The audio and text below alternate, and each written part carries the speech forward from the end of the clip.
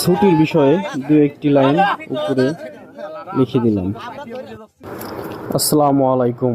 এই প্রকৌশলীয় বিভাগ ইনাদের কঠোর পরিশ্রমের কারণেই রেলপথ সচল থাকে, আর রেলপথ সচল থাকে বলেই যাত্রীগণ তার নিরাপদ গন্তব্যস্থলে পৌঁছাইতে পারে।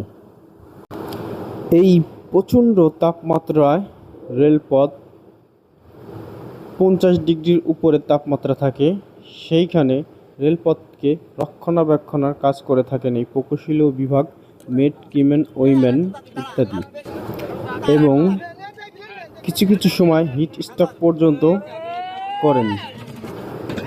আপনারা জানেন, প্রচণ্ড ঝড় বৃষ্টির মধ্যে যেখানে সবাই নিরাপদ গন্তব্যস্থল খোঁজে, সেইখানে এই প্রকৌশলীয় বিভাগ রেলপথকে রক্ষণাবেক্ষণের কাজ করে থাকেন।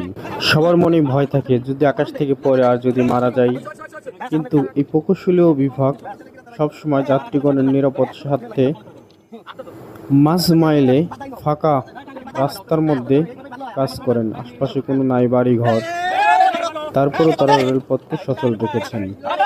তাদের জন্য সবাই দোয়া করবেন, আল্লাহ তাআলা যেন তাদের শরীরকে সুস্থ রাখেন। আজকে ছুটির বিষয়ে কিছু কথা বলবো না, কিছু কথা লিখে দেব।